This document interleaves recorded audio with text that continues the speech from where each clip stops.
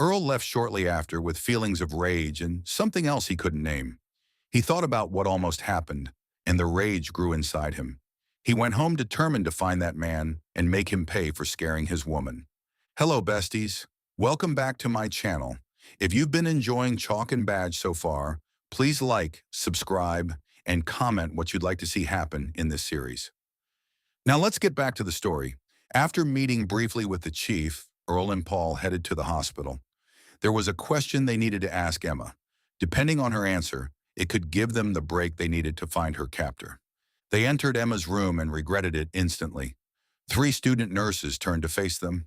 3 young women who immediately abandoned their patient, who showed too much interest in them. Earl brushed past one and stooped down to give Emma a very deep kiss. She smiled at him at the end of the kiss and looked to Paul. Paul, please let your wife know how much I appreciated her call. Yeah, sure, Paul answered. Okay, ladies, our next patient is Mr. Propensky across the hall. Gladys winked at Emma and herded the students toward the door. Did you see that kiss he gave her? One student said as they left the room. Emma laughed. I think you've just added to the gossip mill. Those girls are going to talk about you for days. Never mind them. We've got a question to ask you, Earl said unfazed. What's the question? At any time on the ride to the cemetery, did you hear the navigation system? What do you mean? We don't think he originally planned to leave you at the cemetery, and if not, he may have used the navigation system on the car to get there, Paul added. Emma scrunched up her face in concentration. He was talking the whole time, and I don't think I heard other voices. Sorry. That's okay.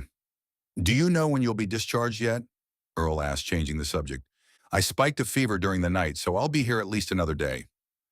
Okay, let me know so I can come for you, Earl said, and they left. Walter Bolton continued to watch the news, keeping a strict eye on it because he had started to feel uneasy. Perhaps getting rid of Dixon was a bit premature. He was blind and didn't know what was happening. He thought he was secure, but he couldn't help feeling that those detectives were getting close. Dixon told him that he documented everything, and now he wondered what that was. He couldn't possibly have pictures of him, but there might be other things he hadn't thought through that might lead the detectives to him. He leaned back against the cushions that the teacher rested on, and even though he had the cushions cleaned, there was still that lingering smell of illness that was driving him crazy. It was the same smell his mother emitted during her illness. His eyes strayed to the wheelchair in the corner. He thought of his mother, how she had struggled, how she was humiliated when she trusted too much and was left alone with a child to raise. At a very young age, Walter decided that he would never be poor or struggle. He wanted all the things his mother's teacher's salary couldn't afford. His mother had been Jewish and raised strictly. Having a child out of wedlock was hard on her, and her family had turned their backs on her. She had done the best as she could, and Walter swore he wouldn't want for anything when he grew up. He started his business slowly. He ran errands for the pizza shop owner a few blocks from their apartment. He learned quickly what it was he was delivering. By the time he was in his late teens, Walter had taken over when Vito met with an unfortunate accident and learned that Vito was just a middleman. He quickly went up the ranks until he was running the show. The only person above him was his supplier. His only mistake was being too ambitious. This new drug was bringing in big bucks, and he wanted to monopolize it. That's why he hired Rivera and Santiago. Walter knew better now. Never bring others into a deal. He'd never had to kill anyone before or have someone kidnapped. Price was the hitman he'd hired to deal with those two. Earl and Paul drove to the airport and parked in the lot at the car rental place. The office was busy, and they waited patiently until Mr. Brown was done, and the office emptied. Detectives, what can I do for you? Was the information I gave your artist helpful? Yes, it was, thank you. We have a few more questions for you. The car in question had the OnStar app on board, correct? Asked Earl. Mr. Brown tapped a few keys on his computer and then nodded. Yes, it did. Can you track the car with the app? Paul asked. Yes, I believe so. Does the app save locations once it is activated? That's how it is supposed to work. Why? Who has that information? That would be OnStar representatives. Okay, do you know if the car had activated the OnStar app? Mr. Brown gave the detectives a sly smile. It was activated but not used. We charge extra for that service to be turned on. However, OnStar does keep past locations saved. Can you give us the number to call them? Asked Earl. The detectives walked out of the car rental office with their ace in the hole. A phone call later and an official police request put in, the detectives were given the location of the car for the duration Dixon rented it. The chief eyed the detectives solemnly. Have you spoken with Stillwell with your findings yet? Earl and Paul squirmed in their seats. They hadn't. Before you go to him, I want you to make absolutely sure that you have that bastard boxed up. When they show up, you hand him over. Do you hear me? Yes, sir, both detectives answered. A location log was saved on the vehicle, and Earl thanked whatever gods was helping them. They received a log for every location the car went to. The constant was an underground garage in a building overlooking Central Park West. The building's concierge was not very cooperative. It wasn't until Earl explained the finer points of obstruction of justice that he relented. He gave them access to the security office. The building had cameras in the garage and elevators. Earl and Paul sat and watched almost an hour of footage before they saw something interesting. It was of a man driving away in the car matching the rental and then returning a couple of hours later with someone he half carried wrapped in a blanket. That's Emma, commented Earl. Who is that? He asked the security officer. I'm not sure, he replied. They watched him get in the elevator and press a floor. Can you tell what floor he's going to? Asked Paul. That's easy. When you look at the button panel long enough, you sort of get to know the position of buttons. You can see 3 buttons are lit up. That's 3, 7, and 15. Who lives on those floors? I don't recall who lives on 3 and 7, but I can tell you that Mr. Arnold Bolton lives on 15. Is that him in the elevator? Asked Earl. No, I've never seen him before. Even though they couldn't identify the man in the elevator, Earl's gut was telling him that it was Emma under that blanket. It was the same type of blanket. And there was something about the way the man carried himself, like he was anxious. We'd like the names of the residents on 3 and 7, Paul said. I'd have to get permission for that, the security officer replied. Fine, I'll be right back, Paul said, and left the office. He came back 10 minutes later with the list he'd obtained from the building's manager.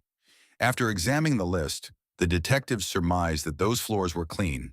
The 15th floor was their target. The one thing that stumped them was the unidentified man.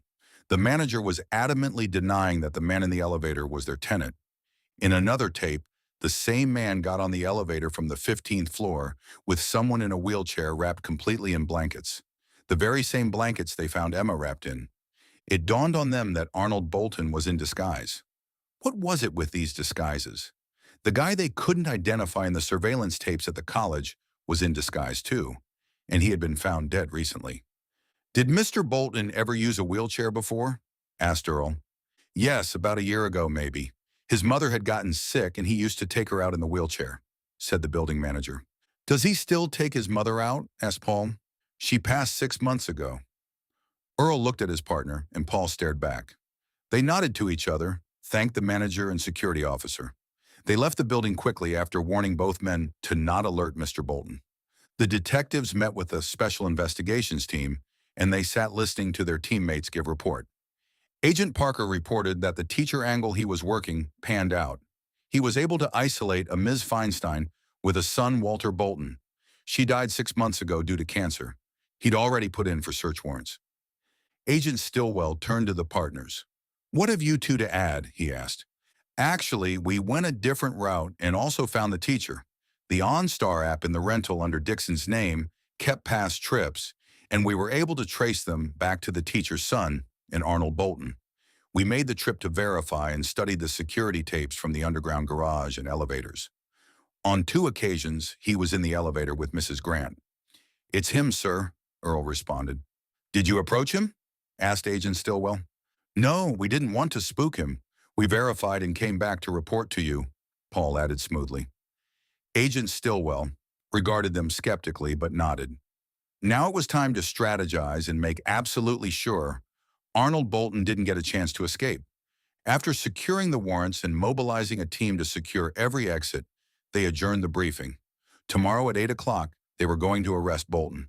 Earl and Paul left feeling satisfied that this time the case would close favorably. They parted ways once they entered Queens. Paul to his family, and Earl to the hospital to see Emma. She looked peaceful asleep, but she opened her eyes as if she'd sensed him. It was something they'd developed mysteriously. Somehow they knew when each other was near. She smiled up at him, and he bent down to place a kiss on her forehead. "It looks like the end, love. We found him, and tomorrow we make arrests," he told her. Emma's smile slipped. She'd have to be brave once more to testify against him, she thought. "I'll have to face him in court, won't I?" "You won't be alone, I promise. So I won't see you until it is finished, I suppose." "I'll try to get back to you. You're being discharged tomorrow, correct?" asked Earl. "I know you won't want me at your place until it's finished. I suppose I could stay here another day," Emma said, looking around the hospital room warily. "Would that be so horrible?" The door opened before she could answer. A young girl hurried in, followed by Emma's ex and his parents. "Mommy!" the little girl exclaimed as she rushed toward Emma. Earl stepped back to watch the child hop onto the bed to hug her mother. Matt nodded at Earl as he too watched mother and daughter interact. "Oh, baby, I've missed you so much," Emma cried tearfully. Then she looked up at Earl. "Detective Solano, I'd like you to meet my daughter Samantha." The little girl jumped off the bed and put out her small hand. "Hi, you can call me Sam," she said. "Hello, Sam. Your mother has told me so much about you. It is a pleasure to finally meet you, and you can call me Earl." Earl replied and bent down to be at eye level with her. "You talk funny," Sam said, giggling. "That's because I'm from another country. I'm from England. Ever heard of it?" "Is that the same as Great Britain? I learned about it in school. You have a queen and we have a president." "Yes, and you're very smart," Earl replied and straightened up. "I'll leave you to visit. I'll call you tomorrow," he told Emma and left. "Oh dear, I hope we didn't drive him away," Emily Grant said in her exaggerated Southern accent. "Hello, Emily. It's nice to see you again," Emma said. She smiled brightly at the man standing behind her. "Hello, Grandpa." "You're looking well, Emma." Mr. Grant smiled back at her. Matt offered his parents chairs and Sam plopped back up in the bed next to her mother. "I hear you're being discharged tomorrow. It must feel good to be out of here," Matt said, looking at her meaningfully. "Yes, it does. The detective suggested that I stay here until they make arrests. He said that they were close." "I won't hear another word of you staying here. You'll stay with us until that mess is over with," Emily blurted out. Emma opened her mouth and closed it again. She looked to Matt, who nodded. "That's very kind of you, Emily. I wouldn't want to put you to any trouble. You still have Grandpa to care for." "Henry is stable. He was cleared a few days ago, and you'll be no trouble at all," insisted Emily.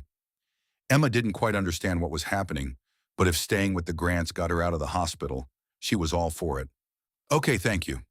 She swung her legs off the bed and stood up. She walked her family to the elevator, smiling at Officer Nolan, who kept a dutiful watch at a distance. Emma returned to her room and tried to process what just happened. Matt and his father must have had a talk with Emily. They never got along the entire time she'd been married to Matt, and she felt a slight satisfaction if the woman felt any kind of discomfort having her around. She quickly repented feeling that way. All that mattered was that she was out of the hospital and she could see her daughter again. Walter awoke the following morning to bright sunlight filtering through the blinds. He shielded his eyes as he registered the doorbell ringing. That fool doorman has been ringing his doorbell conveniently, forgetting that Walter had canceled his paper. This was the third time this week that he'd personally brought him the paper. He got up and grabbed his robe. He opened the door without looking through the peephole. "Walter Bolton, I am Agent Stillwell, and these are Detectives Solano and Derrick. You are under arrest for murder, kidnapping, and drug trafficking." Walter stepped back after scanning 4 badges. He listened to Agent Stillwell read him his rights. He watched calmly as another team go through his apartment and boxing up evidence. He stared unapologetically at Detectives Solano and Derrick. "If you don't mind, I'd appreciate getting dressed before being escorted out of here," Walter said. Agent Stillwell nodded, and Agent Danvers and Parker guarded him while he dressed. Earl couldn't believe the man kept meticulous records that will put him away for a long time. Walter came out of his bedroom, fully dressed in a charcoal gray suit, complete with tie, as if he were dressed to attend a fancy event. "Detective Solano, please let Professor Grant know how deeply sorry I am. I hadn't meant her any harm. She is a very lucky woman to have you at her side. You two were my biggest worry. It's fitting that you are here for this. He gestured to the agents, bagging and tagging his possessions. Agent Stillwell walked Walter out with his chest puffed out. A year's worth of surveillance finally panning out. He didn't object to the detectives watching him interrogate Bolton when they arrived at the Brooklyn headquarters. Walter sat regally at the metal table. He refused the water they placed at his elbow. He waited and stared straight ahead at the mirror he knew to be a two-way mirror, and he knew that the detectives were on the other side. This is Interrogation Room 12. I am Agent Stillwell. Mr. Bolton, please be advised that this is being recorded. State your full legal name. My name is Walter Bolton. Do you acknowledge the charges against you, Mr. Bolton? Yes, I do. I am charged with 3 counts of murder, drug trafficking, and kidnapping. Mr. Bolton, where are the drugs at this time? Walter wore a slight smirk. I couldn't say, Agent Stillwell. You don't know or you won't say, pushed Agent Stillwell. I can't say, replied Walter. He reached for the water and took a sip. Okay, we'll come back to that question later. Walk me through your relationship with Ephraim, Rivera, and Santiago. How did they fit in your plans? Walter made a slight sound in his throat. Those two started it all. I was assured that they were dependable. Their assignment was to move the drugs from point A to point B, but they bungled it up. Rivera was taking a few courses at the college and used it as a cover. He and Santiago messed it up by getting caught securing my packages. Then they got greedy and tried to double-cross me. Walter poked at his chest arrogantly. Those two wouldn't know what to do with 50 cents, let alone $3 million. If it hadn't been for their stupidity, I wouldn't have had to take the professor. So you had them killed for double-crossing you? Yes, I had them killed because I am a professional after all. I had a deadline and very important people counting on me. They weren't the sort to understand that the help was being difficult. After I found out where those two hid my property, I had to teach them a lesson. The others fell in line afterwards. What others? Stillwell wanted to know. I'm not at liberty to say. Go on. Rivera confessed where he hid my cylinders, and I had no choice but to use the professor as leverage. It was just a matter of using the right bait. He looked at the mirror then. Earl bristled at the intensity in Bolton's eyes, but said nothing. I never meant for her to be hurt. Even when those savages wanted to have a little fun, I kept her safe. Teaching is a very noble profession, and I respected her for it. Once I got the cylinders back, I made sure they were delivered to their proper owner. Once that was done, it was just a matter of cleaning up. Explain how the cylinders left the hotel locker. Stillwell was very interested in that. Walter smiled. That was easy. Agent Dixon was useful. He arranged for a little sleight of hand. Did any of you examine the inside of the locker? When the woman placed her bag in the locker, it had already been emptied. The minute the detective placed the cylinders in the locker, it had been removed by someone else in the back of the locker. All the lockers had false backs, so that no matter which locker the detective went to, our man on the inside was waiting to retrieve the contents. The keys as well? Agent Stillwell asked. Walter nodded. The detective watched and listened to Walter give his confession. He insisted that his only crime had been in delegating the killings and ordering the professor's kidnapping. Agent Stillwell got answers to everything. Walter was set to see a judge the following morning. Paul suggested they go to his house to deflate. He noticed how tense his partner was during Bolton's interrogation. The Derrick household was lively, exactly what Earl needed to take his mind off Bolton's calm demeanor and the text message he'd gotten from Emma informing him that she was going to stay with her in-laws. Paul's wife wasn't fazed by the unexpected guest. She was used to it and welcomed Earl warmly. Dinner's almost ready. Why don't you go wash up and make sure the boys don't spy what you both forgot to remove? She said, pointing at their holsters. Oh, bloody hell, Paul, I'm so sorry, Earl lamented. You're sorry? Man, you aren't as sorry as I'm going to be later. She's going to lecture me till all hours of the night. Paul shook his head, already dreading the rest of the evening. He slapped Earl good-naturedly on the back and showed him where to store his hardware. Earl watched his partner interact with his family. He realized that he wanted that for himself. He drove home to his empty apartment. Emma was at her in-laws and he missed her so much his hands shook. Emma tucked Sam into bed and was enjoying her hugs. Mommy, are you all better now? Asked Sam. I sure am, and very soon you'll come home with me. Would you like that? Silly Mommy, I want to come home with you. I missed you. I've missed you so much, I think you've grown a bit. Emma bent down to give her daughter another round of hugs and kisses. She left the room and bumped into Emily. "Oh, sorry, I didn't see you," Emma said quickly. "Is she asleep yet?" asked Emily. "Almost, but I think she'd love a goodnight kiss from her grandma." "Just a quick one then." Emily Grant disappeared into Sam's room and Emma continued down the stairs. Henry Grant was sitting in the living room when Emma reached it. He smiled at her and patted the seat beside him. "She asleep?" he asked, tipping his head toward the stairs. "She's getting a good night kiss from Grandma, but she was almost there." "Good, how are you really doing?" Emma sighed hugely. "I'm doing okay. It's just a few more days and then things will settle down. My friend Lindora thinks that I should have just minded my own business, but I disagree. If no one takes a stand against crime in our community, then where will it end? I didn't do much. I just kept the detective's secret about investigating on campus. And although it backfired on me, I still think it was the right thing to do. Besides, I'm glad I did. Otherwise, I wouldn't have met Earl. I'm glad for you, Em. It's about time you found someone. You deserve every bit of happiness you can get." "And I second that, dear," Mrs. Grant interjected. "I'm sort of relieved that it isn't awkward for you.